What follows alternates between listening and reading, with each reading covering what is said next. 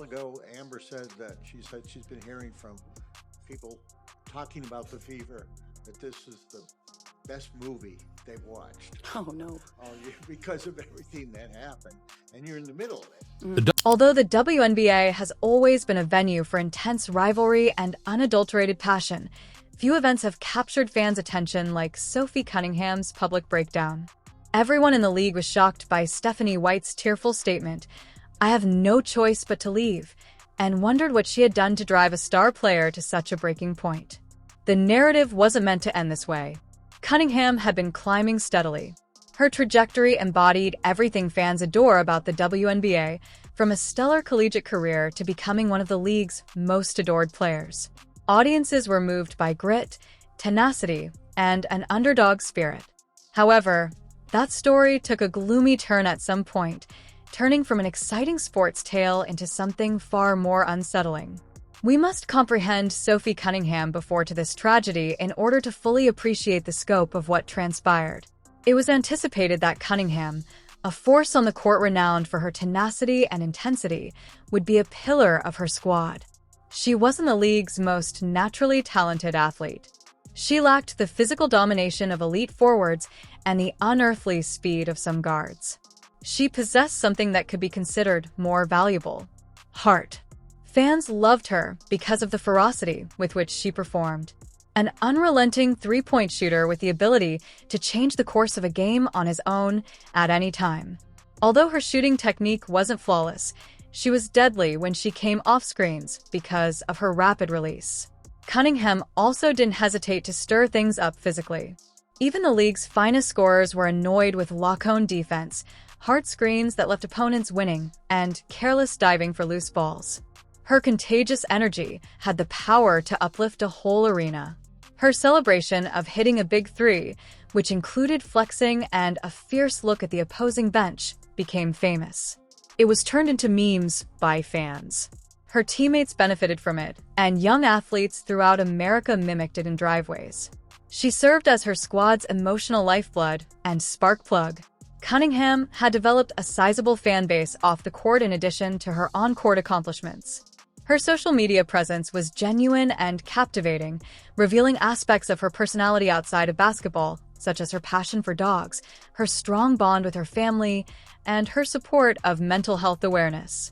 Fans felt as though they knew her personally because she was human and relatable.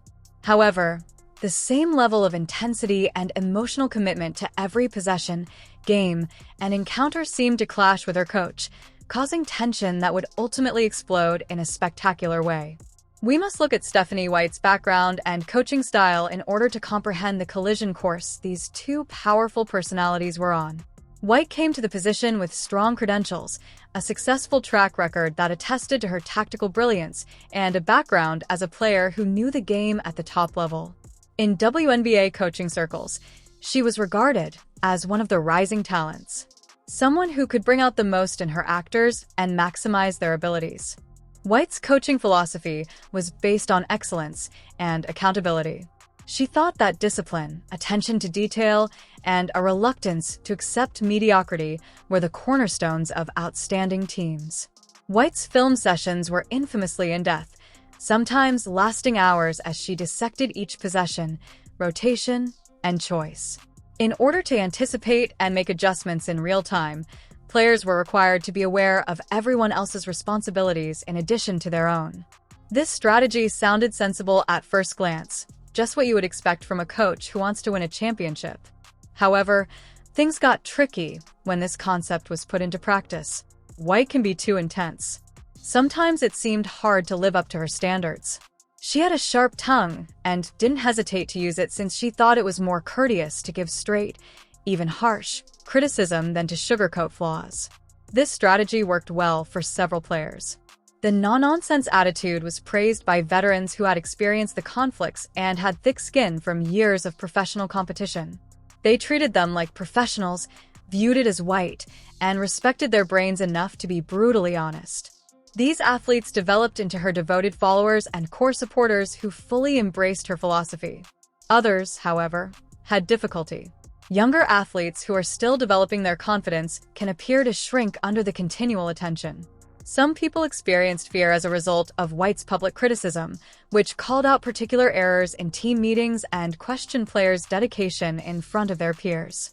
Additionally, this coaching approach would be especially explosive for players like Cunningham, whose emotional commitment was both their greatest asset and possible weakness. It took some time for Cunningham and White's relationship to fall apart. Similar to the majority of professional catastrophes, there were warning indicators that were initially subtle before becoming more noticeable to those who were paying attention. Observers noticed that Cunningham appeared more reserved than normal during the preseason. Her body language on the bench was less animated, and her usually joyous celebrations were subdued. There were times in early season games that suggested tension. White would single out Cunningham for a defensive breakdown and call a timeout. Despite the commotion from the audience, her voice could be heard throughout the court. Cunningham would tighten her jaw and nod, but her eyes showed how frustrated she was. Cunningham stood at her locker for over an hour after her teammates had left following a particularly difficult defeat, staring at her phone without actually seeing it. Her teammates saw that she was lost in contemplation and that her behavior had changed. The player, who used to arrive early for practice and stay late to obtain extra shots, was now arriving just on time and departing as soon as formal practice was over. When she was present, the jokes and camaraderie that had been essential to the locker room decreased. While going through the motions, she appeared emotionally distant despite being physically there. On paper, her performance held up well. Even if the box scores were still respectable, a close examination revealed that something was wrong. Her game seemed to have lost its charm. She was competently executing plays while playing mechanical basketball, but she lacked the passionate intensity and artistic flair that had characterized her approach. It was like witnessing a musician play all the correct notes, yet without emotion. Cunningham appeared worried, slept poorly, and began to doubt her place in the league, according to friends and relatives who communicated with her around this time. One close friend said that she kept stating she wasn't sure if she was good enough anymore, which was absurd considering she had just had one of her finest statistical seasons. However, something was undermining her self-confidence. The moment that would crystallize everything then arrived. The event that turned a private conflict into a public spectacle.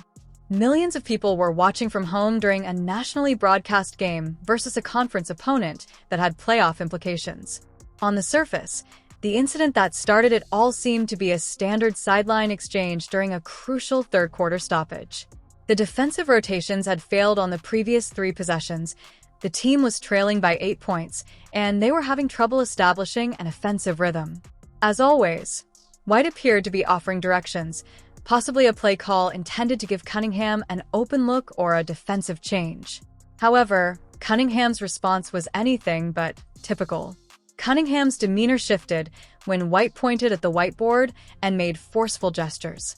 Tears ran down her cheeks, her face crumbled, and the unadulterated emotion was captured in harsh, high definition by television cameras for everyone to witness. It was more than just a difficult time. It was a breakdown in public. The kind that unnerves viewers because it seems too personal, too real, and something that ought to have taken place in secret, away from millions of eyes. In the days that followed, the body language's own narrative would be examined and re-examined. Cunningham moved away, trying to gather herself as teammates watched with worried and uncomfortable looks. While others turned away, unsure of how to assist, others reached out to touch her back or shoulder, providing silent support. White seemed unaware of or unmoved by the emotional carnage taking place in front of her as she continued to speak for a few more seconds. It was a startling contrast. While her player was obviously going through something well beyond basketball strategy, the coach was still in tactical mode, concentrating on the next possession.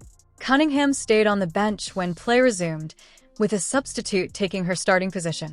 She appeared to be continuing to cry as she sat with a towel over her head, her shoulders trembling.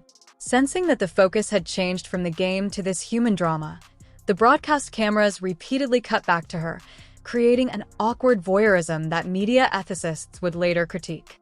The broadcasters clumsily attempted to return the talk to the game after being taken aback and unsure of how to respond to what they had seen. Emotions can occasionally run high under competitive situations, with a weekly peak followed by a decline. It was obvious what the subtext was. There had just been a big event, but nobody knew exactly what it was or how to interpret it.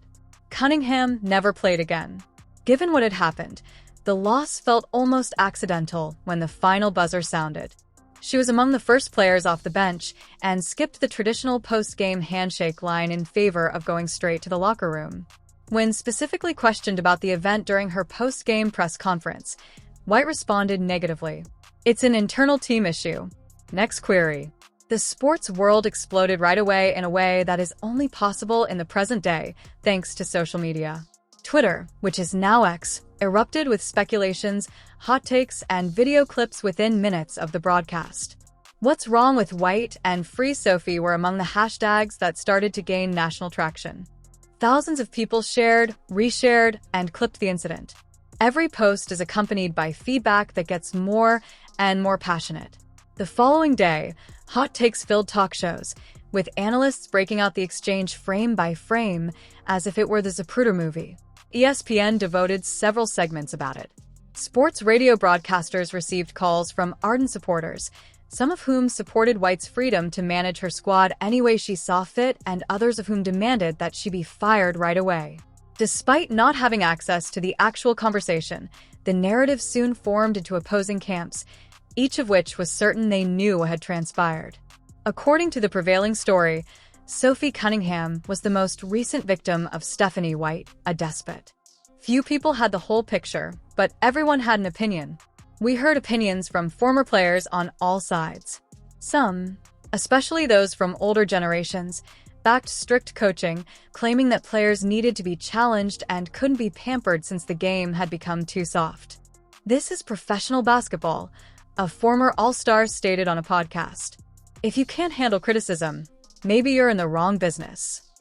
Some publicly shared their personal accounts of coaching relationships that had gone from demanding to abusive, while others strongly disagreed.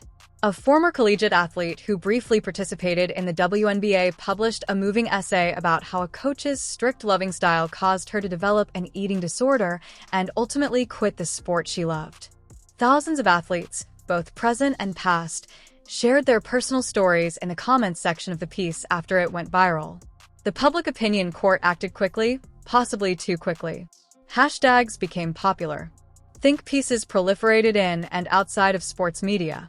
Additionally, the incident turned into a referendum on gender dynamics in sports, coaching culture, and athletes' mental health.